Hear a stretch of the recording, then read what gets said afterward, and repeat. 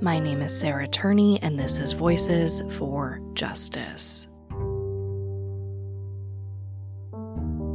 Today, I'm discussing the disappearance and death of 16-year-old Anaiah Walker from my hometown, Phoenix, Arizona. I first saw Anaiah's name when I was researching a different case, right there in the executive summary of a report by the Center for the Rights of Abused Children, titled Disappearing and Dying: Why 20,000 Kids Disappear from Foster Care Every Year, and How to End This Crisis. The first page of the report reads in part, quote, Anaiah Walker was 15 when she went missing from Arizona's foster care system in December 2019. 5 months later, her body, shoeless and disfigured, was found discarded on the median of a freeway. It took the police 12 days to identify the child. Anaiah was one of the estimated 20,000 children who go missing from the child protection system every year. State agencies weren't required to report missing foster children to law enforcement until 2014. Since then, reports of children missing from care have more than doubled. Protocols and best practices for the search and recovery of missing foster children are scarce, and laws outlining search requirements are virtually non-existent. Traffickers know that children without stable families are easy prey. Research overwhelmingly shows that most sexually trafficked children are from foster care. Some children, like Anaiah, are found dead. Some are never found. End quote. This is the case of Anaiah Walker. It's hard to know exactly where to begin Anaiah's story, and I'll warn you that it feels incomplete. Anaiah spent many years in and out of group homes in the foster care system, which means she met and likely lost many people she developed relationships with. I imagine Anaiah touched a lot of lives. She was considered to be a chronic runner from the system, so she was never in one place for very long. But let's start from the beginning with what we do know. Anaiah was born in St. Paul, Minnesota, and lived with her parents until she was 7, but they eventually split up. Her father, Adrian, moved to San Diego, California, and her mother, Sherika, moved to Phoenix, Arizona. At first, Anaiah was with her mother in Phoenix, but Sherika says her daughter's behavior got progressively worse until she was basically out of control. At that point, Anaiah is sent to live with her father in San Diego, but Anaiah's behavior did not improve. Then, according to the Justice for Anaiah Walker Foundation website, quote, in 2017, Anaiah was returned to Phoenix by her father, ultimately placed in the temporary custody of the Arizona Department of Child Safety, and court-ordered to reside in a group home to complete therapy and counseling, end quote. So in 2017, Anaiah enters the Arizona foster care system. By the spring of 2018, when Anaiah was just 13 years old, she and another child, age 14, run from the group home. Unfortunately, like a lot of children running from the foster care system, predators found them pretty soon after. When the kids went to meet up with who they thought were teenage boys, they say they were instead met by brothers Jamal Pennington, age 33, and Camille Pennington, age 26. It's not clear where they met, but both kids say they were stalked by the brothers before being held captive by them at the Payless Inn in downtown Phoenix.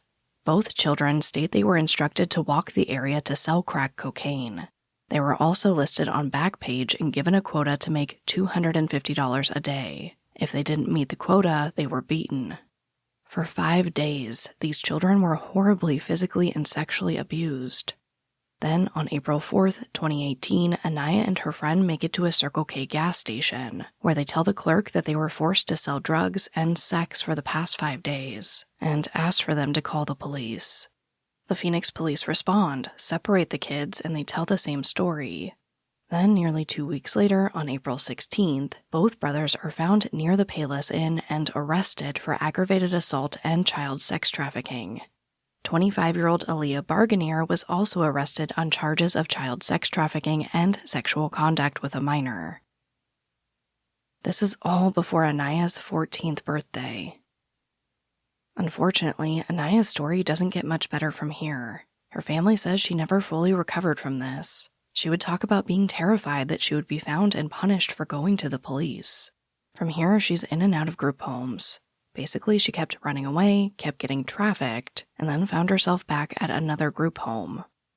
We don't know who was grooming her or perpetrating the abuse, and statements from those who knew her are often vague and confusing. Sometimes blame is placed on Anaiah for hanging out with the wrong group of friends or choosing a bad lifestyle. So I just want to say, right here, right now, children do not choose to be trafficked. They do not have the ability to choose to be sex workers. They do not fall into the wrong crowd and do bad things. They are groomed by predators. And those predators come in all shapes, sizes, colors, and genders. When I spoke with kids who ran away from the group homes I worked for, they would talk about how that abuse felt like love.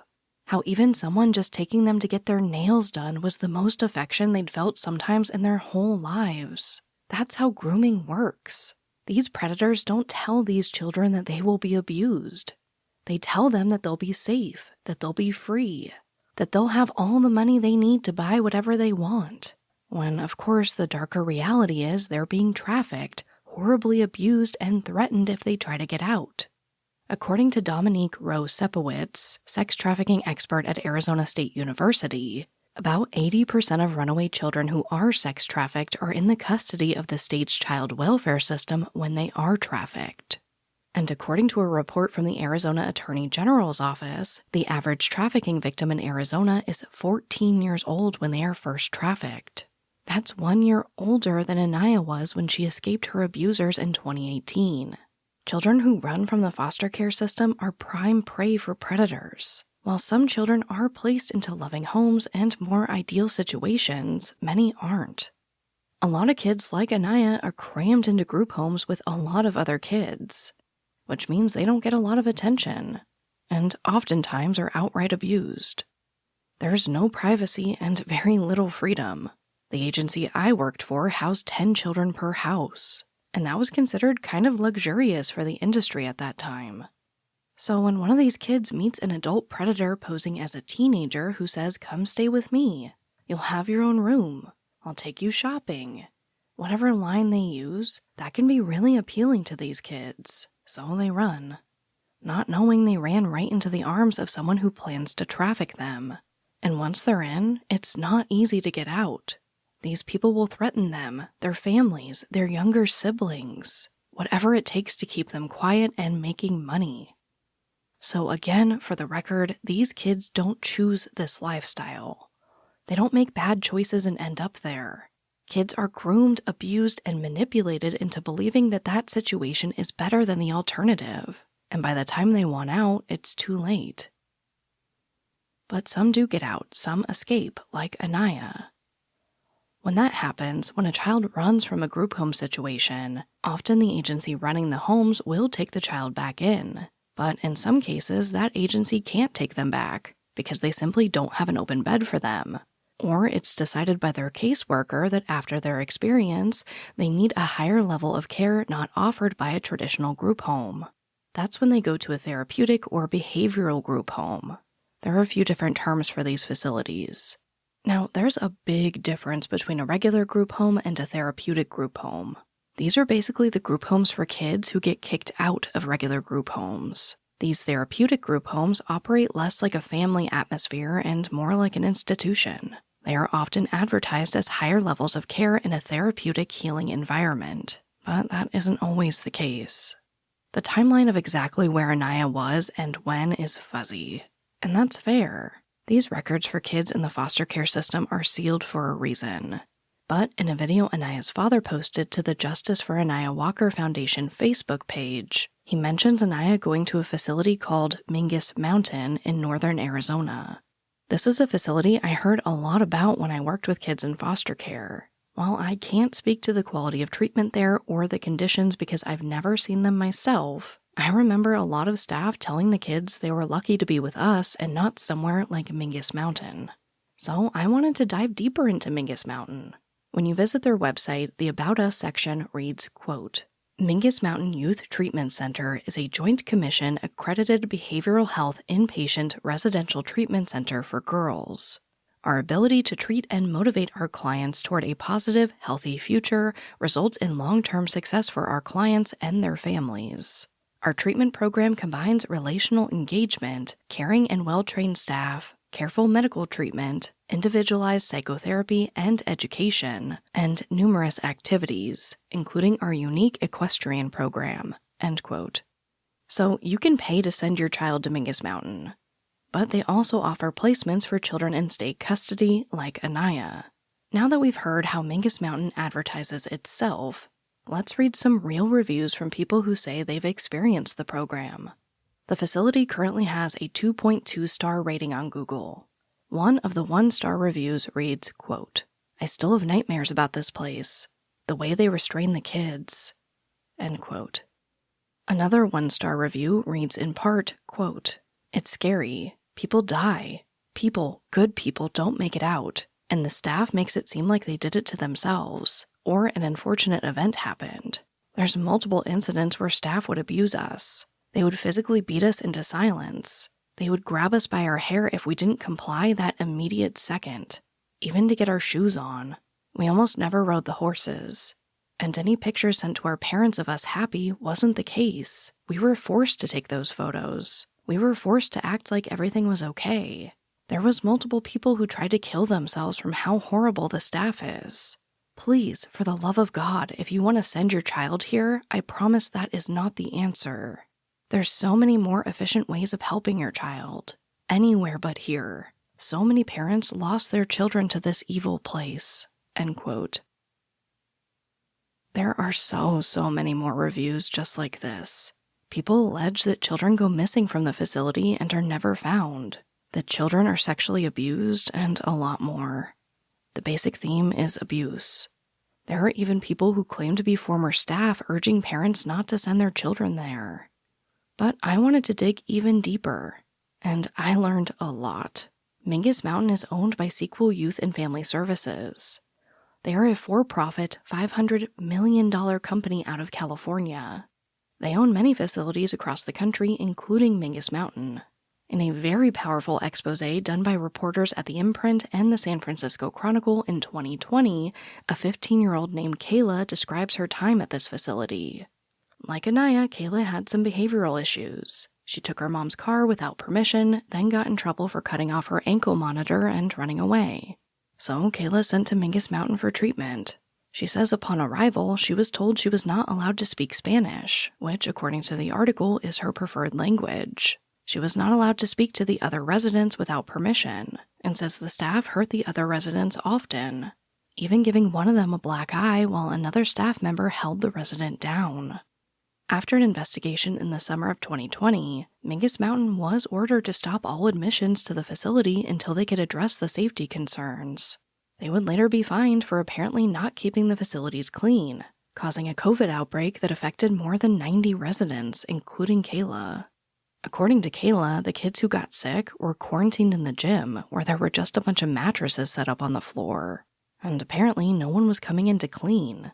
So all these kids were just laying there sick while food and garbage piled up around them, which of course eventually attracted bugs and more germs. Honestly, there's so much more. There is a website called unsilence.org that compiles stories from people who have been abused in facilities like Mingus Mountain, and there is no shortage of reports on there about this place. But this was the therapeutic healing facility that, according to her father, Anaiah was sent to at some point. Now, I don't know if Anaiah was abused or ran from this facility. Mingus Mountain is in the middle of nowhere in Prescott, Arizona. There's nothing around for miles, so I can't imagine running from the facility is easy. And I also imagine that's likely by design.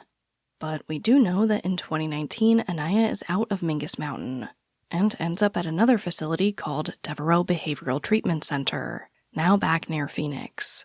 Devereaux also has no shortage of complaints from the children who have been housed there, in addition to a pretty major scandal where 2 teenagers went missing from the facility. Anaiah's mother has outlined her last conversation with her daughter while she was at Devereaux. It wasn't long after Anaiah was admitted. They discussed some clothing her mother sent her, and the possibility that she could visit when she progressed into another part of the program. In this call, Anaiah was looking forward to the future. When she was younger, she and her sister spent a lot of time watching Grey's Anatomy, and her grandmother was in the medical field. So Anaiah decided she wanted to go to school to be a phlebotomist. Before Anaiah went into the foster care system, she excelled in school. She was studying DNA mutations at age 13 just for fun, and often found herself bored in class because she could easily ace the material. At this point, Anaiah is just 15. I have no doubt that she would have realized her dreams of being a phlebotomist or whatever she ultimately wanted to do. But that's just not how it worked out for Anaiah. Apparently, while out on a trip to a skating rink with the facility in December, Anaiah ran. But this time, Anaiah didn't come back and was officially reported missing. In January 2020, Anaiah is arrested in California for loitering with intent to commit prostitution. According to her father, she gave her older adult sister's name and was released. They had no idea Anaiah was a 15-year-old missing from Arizona, so she slipped right through their fingers. Then in June, Anaiah's mother got a phone call from the Buckeye Police Department. At first, she was excited, sure they were going to tell her that Anaiah had been found. She'd run so many times before, but that's not the news they had for her. Instead, they explained that Anaiah had passed away. She was the victim of a hit and run. Her remains were found along Interstate 10, on the median west of Watson Road, basically in a ditch. The details about Anaiah's body are horrific. Investigators believe her body was there for several days, and it took 12 days to identify her. They had to rehydrate the skin of her fingers to get the prints for a match. In the end, the medical examiner determined her cause of death was high-velocity impact. It seemed like a clear hit and run. Now, when Anaiah's father hears the news, he drives straight from San Diego to Phoenix using the most direct route, which is the I-10, the freeway Anaiah was found on. He pulls off the interstate at Watson Road. There's a lot of desert around, but there are some businesses nearby and a neighborhood. He asks everyone he sees if they remember seeing Anaiah, but says no one was able to help him. At first, investigators figure that maybe Anaiah was hitchhiking and just got struck by a car who fled the scene. But once they learned more about her past, they began to consider foul play. Anaiah was a victim of sex trafficking from age 13 until her death at age 16. She was also supposed to testify against her abusers in court not long before she lost her life. Obviously, there's a motive for abusers to silence victims who may plan to testify against them in court. But let's dig deeper.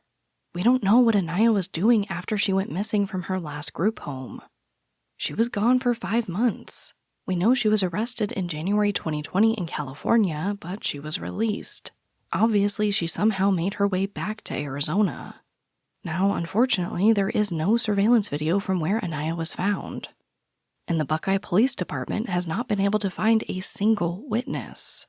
When Anaiah was found, she didn't have a phone, purse, or any jewelry with her. She wasn't even wearing socks or shoes. So how does someone find themselves on a freeway with no shoes, phone, or a purse, wallet, money, anything? Was Anaiah possibly kicked out of a nearby home, forced to find her way to someone that could help her? Like I said, there is a small neighborhood near where she was found. Was Anaiah kicked out of a vehicle and then struck by it? Was she hitchhiking? Was she murdered and moved to this location? We just don't know. And unfortunately, it doesn't seem like the Buckeye Police Department does either, because Anaiah's case just sits for a year. Then in May 2021, the Buckeye Police Department releases a statement. After an entire year of investigating, they say that they've recovered and finally identified 3 parts of a vehicle they believe was involved in Anaiah's death. They have the driver's side door mirror cover, a portion of the left side of the front bumper, and the left front fog light cover. They say these parts came from a 2016 to 2018 Honda Civic EX or LX in Midnight Burgundy Pearl. They also emphasize that this was a rare color for the vehicle. So they release this description and ask the public to be on the lookout and submit any tips about people who may have replaced these specific parts on their vehicle around or after the time of Anaiah's death. Then Anaiah's case just sits again. In November 2022, the Buckeye Police Department holds a press conference. Here they announce that they're increasing the reward for information about Anaiah's death. It's now up to $12,000. The month this episode airs, Anaiah should be celebrating her 19th birthday. Maybe she would have been in school, working on becoming a phlebotomist, rewatching Grey's Anatomy with her older sister. Unfortunately, that's where Anaiah's case is today. The charges against Jamal Pennington in relation to Anaiah were dropped. In October 2021, Camille Pennington was found guilty on the charges of possessing and selling narcotics and physical abuse of a child. He was sentenced to 5 years in prison, with a credit for 1,289 days he had already served. He also got about $4,000 in fines and supervised probation for the rest of his life. The last I could find of Camille was from about a month before recording this episode. He was apparently arrested for monitor device interference. The documents for Aaliyah Barganier have been sealed, but according to the docket for her case, it appears that a plea agreement was made, and she received probation. The website Anaiah's traffickers used to exploit her has since been taken down and is pending legal action.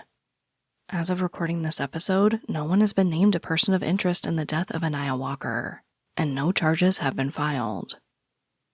At the beginning of this episode, I warned you that Anaiah's story would feel incomplete. Because it is.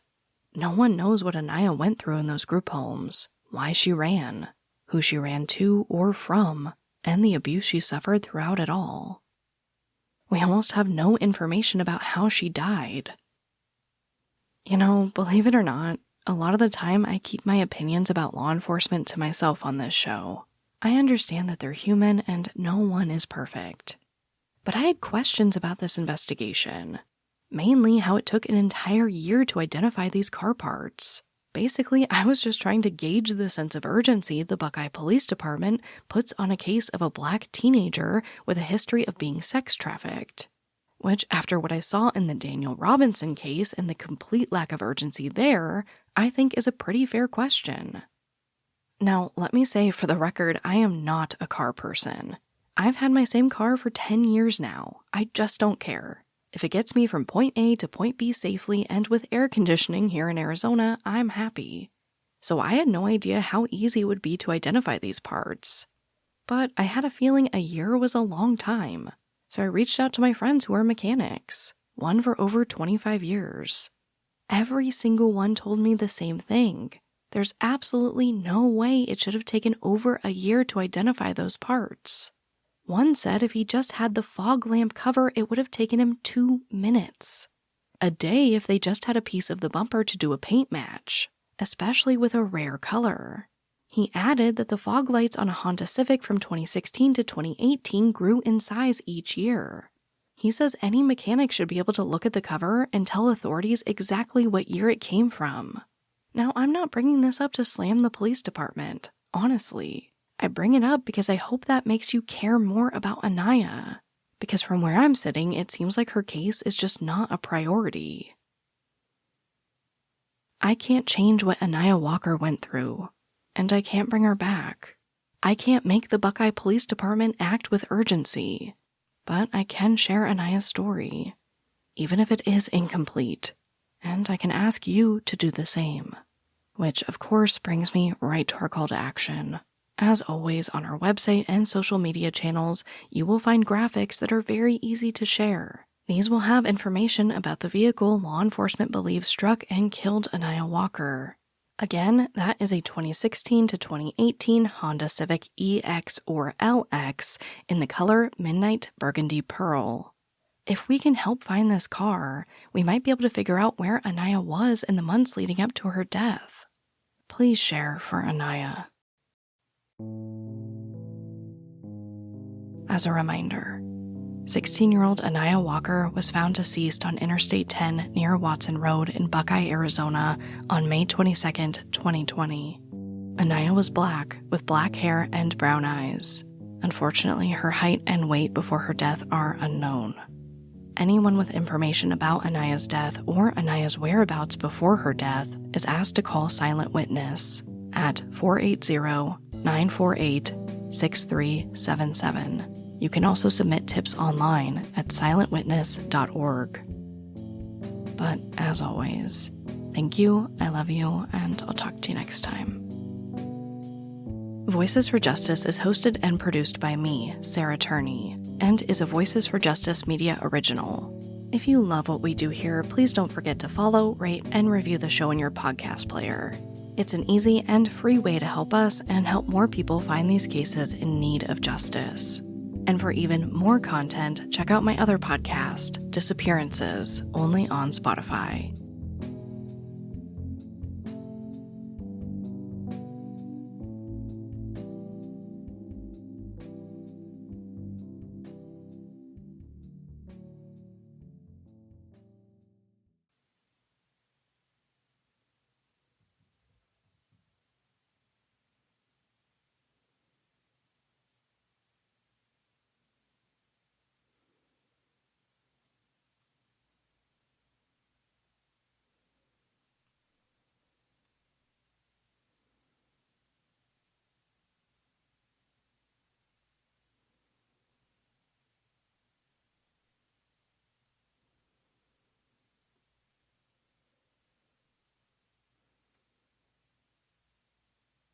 All right, welcome to the Secret After Show. The door is open. I have turned the air conditioning on. If you hear a slightly different hum now, it's Arizona. I can't keep it off for that long anymore, you guys. I also have popcorn on my lap, so we are ready to go.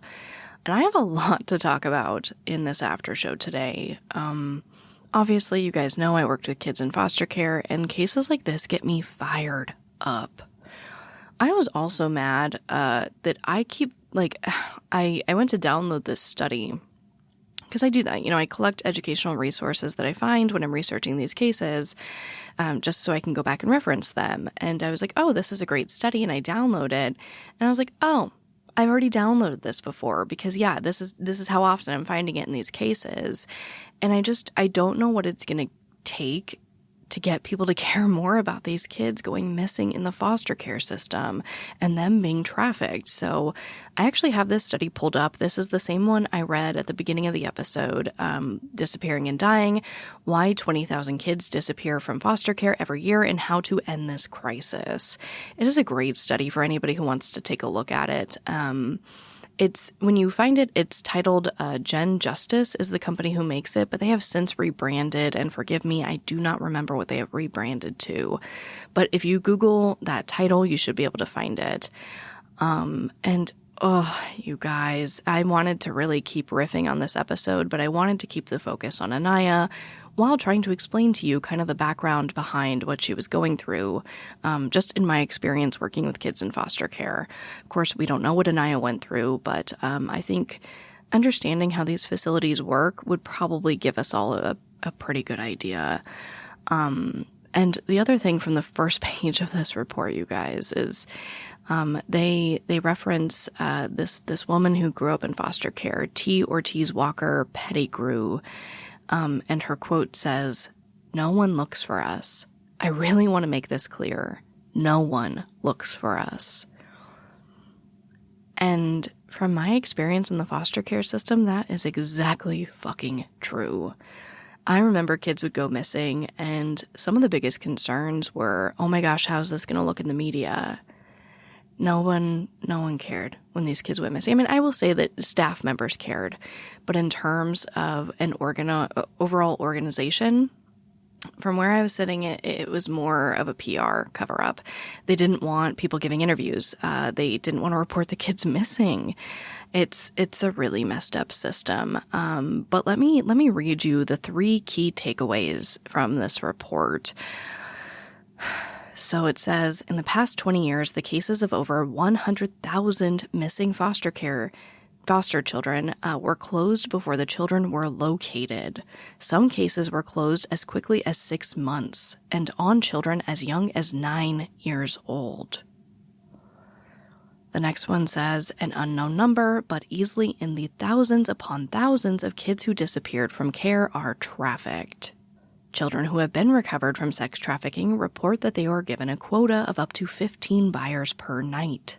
This means a sex trafficking victim may be raped thousands of times a year. Here's the last one. On an average day, 55 children will disappear from the U.S. foster care system, the very system charged with keeping abused children safe. The state should make every effort to keep foster care children safe, and when a child goes missing, spare no effort in finding him or her. Now, I do want to read some of the critical reforms that they suggest. So they say educate foster children about sex trafficking and related dangers. And I will say that the agency I worked for did that. We would, I would personally talk to the kids. They knew, the owners of this company knew that I had a missing sister. And this is long before I was fighting for Alyssa, long before I knew what the reality of her situation was, right? When I believe that she was a runaway who never came back. So that's often what I would talk to the kids about. I have a sister who ran away and she never came back. And I want to make sure that you understand that's something that could happen to you. So not only were there actually official presentations where they would talk about the dangers of being trafficked, and some of these stories, because I worked with staff who I didn't directly care for the children. I was an event manager. I was in charge of creating enriching opportunities for them. Things like soliciting tickets for Disney on Ice, taking them to the zoo. I had the easy part of it all, and I will admit that. But I learned a lot from the staff who directly cared for these children, who were with them every single day in these houses, at school, whatever it might be.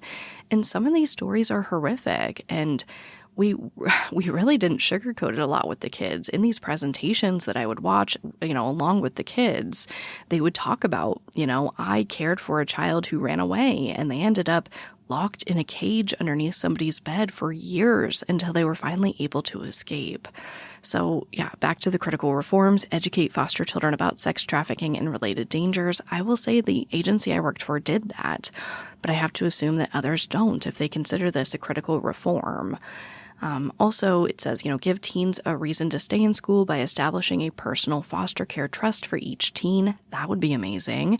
Appoint an attorney for every kid in state care. Also amazing. Require photo identification cards for foster children. Require searches for missing children and keep court cases open. Seems like that's absolutely something that should be already happening. Utilize 21st century technology and the private sector. Provide law enforcement with the resources to conduct full-fledged searches for missing children. Provide them with the resources. I would argue they have the resources. Amend state confidentiality laws to allow disclosure information about missing children. These all seem really obtainable. Some of these things, right? Like, establishing a trust for a child, that is creating resources out of thin air. But something about this provide law enforcement with the resources to conduct full-fledged searches for missing children rubs me the wrong way, because I would argue that happens all the time for, the blessed cases that actually get those resources and attention. Now, you guys, I could go through this whole report with you. It's fantastic. But I just wanted to highlight some of those things, talk about the efforts that could hopefully help change this, because that's what I'm hoping for. I don't want to just keep screaming into the void about these kids. I want to see some reform and some change. So again, I hope that all of this, Anaiah's very incomplete story, at least makes you more aware. And, best case scenario, just makes you care and share her story. And like I said, I have a lot to talk about here. So I do want to talk about why kids run from the foster care system. And I touched on it briefly, but I just want to reiterate that a lot of the times, even the company I worked for, which touted itself as the Hilton of foster care, and, by social workers, it was seen that way. Our agency was seen as like one of the best places that these kids could go because, honestly, the houses they lived in were beautiful, better than any house I've ever lived in my entire life, including right now. They had, and I was a part of those processes, right? So I would see, the things being bought for the houses. They were decorated. They had pictures of the kids up. But that's just looks. I will say that also. A part of my job also was every day I had to read IRs, which were incident reports, which when you're a child in foster care and you do anything, they make an incident report. If these children cuss, you're supposed to write an incident report. Part of my responsibilities would often be driving the kids to and from enriching activities. So me in a bus full of 10 children. And I would often say, please don't curse so I don't have to write a stupid incident report about it. because I also know that that affects kids' chances of getting adopted and getting fostered. They kind of come with this rap sheet of you, if you will, so that these adults know what they're getting into. They understand the specific concerns for each child, perhaps a behavioral problem, which I would argue cursing is not. But either way, I read these reports every single day, and a lot of them were not pretty. Unfortunately, like in any industry where you're caring for children, it does attract, some bad people who want to be around kids for the wrong reason, and I'll leave it at that. I'm sure you can fill in the rest with your imagination, because sometimes these kids were horribly abused, even in, the facility I worked for, which again was considered one of the best. So why do kids run from foster care? Because a lot of the times it's horrible, even in the best case scenario. I would often see teenagers acting out because they couldn't do things like just get some privacy. I can't imagine being a 13, 14, 15, whatever, any type of teenager, and not being able to have a space where I can close a door and just chill out. Like I said, the agency I worked for, there were 10 children per house, which means nobody had their own bedroom, right? Even in a 4 or 5 bedroom house, these kids don't have their own rooms. And oftentimes, well, I believe, if I remember correctly, it was a rule. They're not allowed to shut their door, right? The staff has to be able to see them all the time, basically. So kids run for a lot of reasons. It's not always just abuse. Sometimes it's just that lack of freedom. And again, when you're talking to somebody online who says, "Oh, that sounds horrible," come with me. You can come live with my family, whatever it might be. You can't blame kids for running. Like, that is ridiculously appealing, when you look at their situation. So why do kids run? All sorts of reasons. And I don't think they should be punished for that. And yeah, the lack of media these kids get when they do run is astounding. These organizations have every reason to cover that up, or just not focus on it in the media. So oftentimes when kids go missing from these group homes, there's no advocate out there in the media for them. Their house manager or their staff, whoever it might be, their caseworker, they're not, it's not a good look for them to advertise that these kids are running, not for the facility or for the state. So yeah, it's a really scary, different situation that I just wish more people knew about. And I think that's why I'm so passionate about cases like Anaiah's. Her family has been very vocal in the media. I will not say that she has no one out there fighting for her, because that's not true. But a lot of times these kids don't have anyone. I'll tell you right now, I'm trying to track down a girl that went missing from the facility I worked at when I worked there. She ran a few times. She'd come back. I can tell you that I was looking on sites like Backpage and Craigslist and all that, trying to find her, because we knew that she was being trafficked. So I'm literally still trying to find her. And when I look up her name, all I can find is a single sentence from Arizona DPS about her being missing. So I'm trying to get the records. I'm trying to find out what is happening with her case, if anybody even cares, if anybody is looking for her. But that's the reality. And that's why I wanted to cover Anaiah's case too, is, I think I found one podcast that had covered her case before, and it was, mostly an interview with her father, it seems.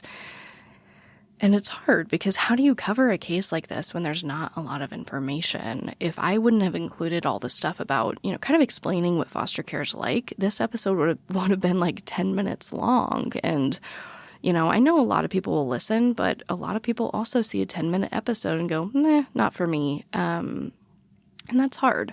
Balancing what you as a listener wants with, cases I care about is difficult. So, like I mentioned, I'm so rambly today. I hope you enjoy it. This is why I say thank you for tolerating me every single week. But yeah, that's why I kind of put that disclaimer that Anaiah's story was going to be incomplete, because it is, because we don't have all these pieces about what happened to her. The state's not going to give it up. These individual facilities are not going to give it up. I'm sure a lot of the kids that she was with might still be in care. Anaiah would be 19 now. And some kids do choose to stay past the age of 18 for a variety of reasons. They're given the opportunity, so that they can still develop their lives and try to get out with at least a little bit of money and a plan. But, yeah, so I'm sure there are kids out there. I'm sure there's a lot of people who know more about Anaiah than I do.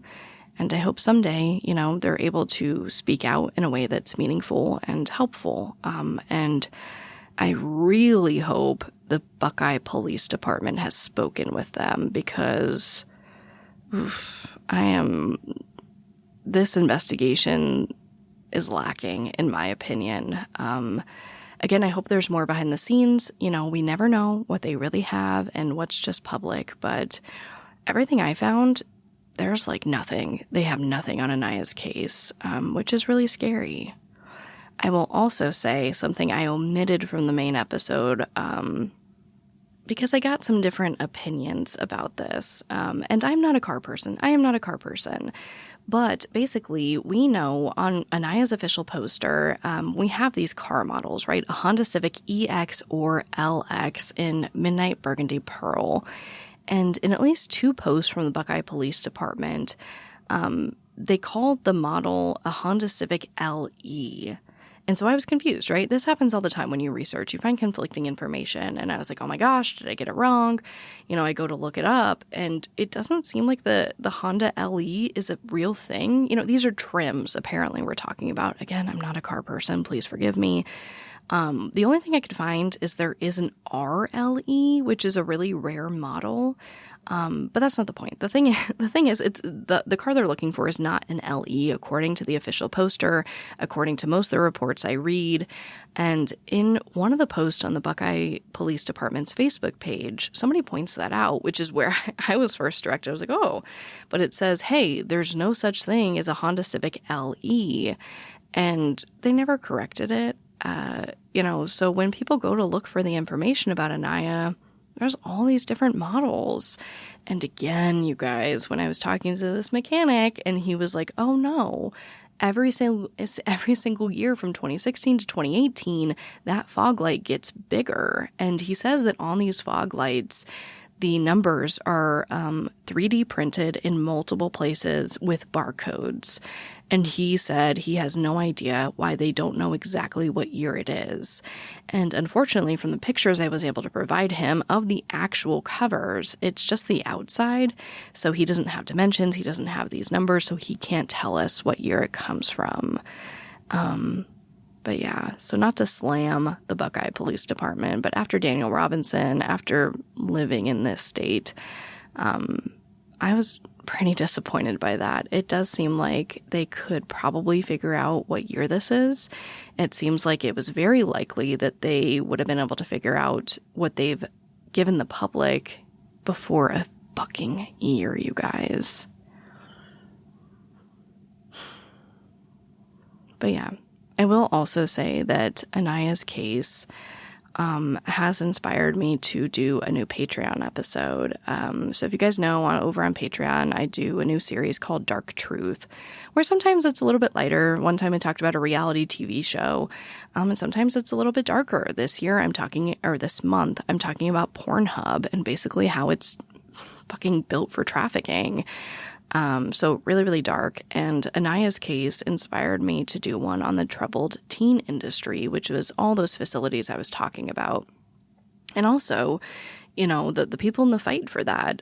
You have people like Paris Hilton and Bad Baby from the Dr. Phil show who want to talk about their experience and talk about how messed up that industry is and rampant with abuse. So, yeah.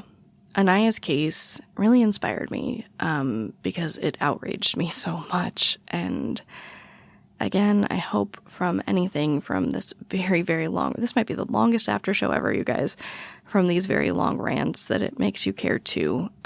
Because in my experience, these kids who, are missing from the foster care system need some extra attention. They tend to go a little more unnoticed, especially Anaiah's case. And I would love it if you would share. I would love it if you would join me and stand up for these kids, because they really, really need it.